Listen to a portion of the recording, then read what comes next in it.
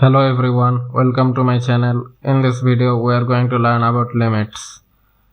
Many of us are acquainted with the series 1 over 2 plus 1 over 4 plus 1 over 8 that continues up to infinity.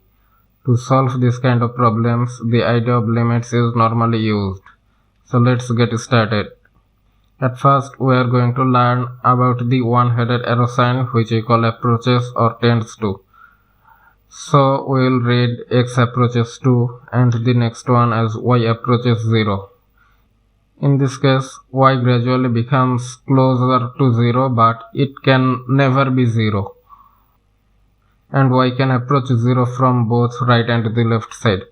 When it approaches from the right side, we call it right-handed limit and place a plus sign over 0.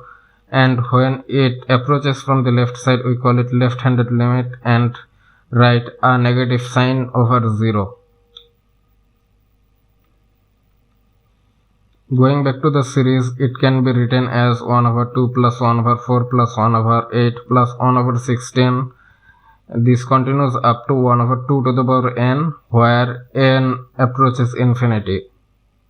It can also be expressed by writing lim at the front and n approaches infinity below it.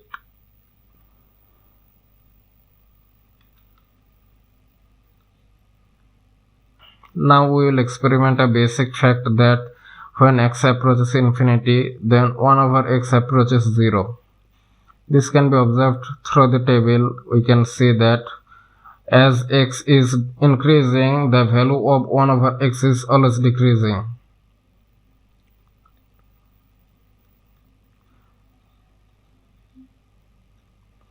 So we will write that the limit of 1 over x is 0 when x approaches infinity.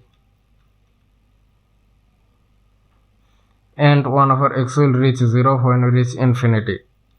That is our first problem. We need to determine the limit of x square minus 9 over x plus 3 when x approaches 1. Here we will just follow the basic algebra principles and we will get x minus 3 at last. Here we will just replace x with 1 and the answer will be minus 2. In the second problem, we need to determine the limit of a square minus b square over a minus b when a approaches b.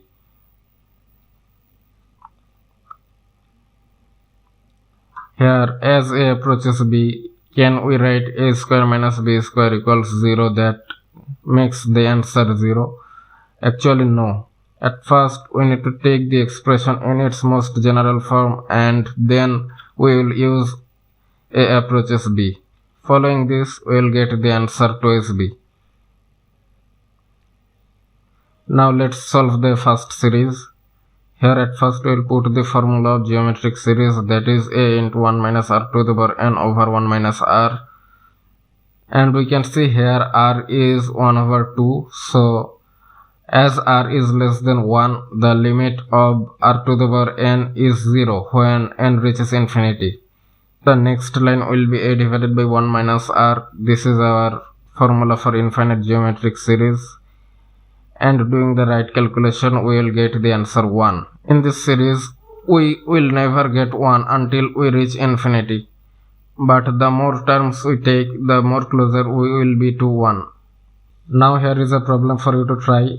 Several small triangles are inscribed in a circle and a sub k denotes the side inscribed in the circumference.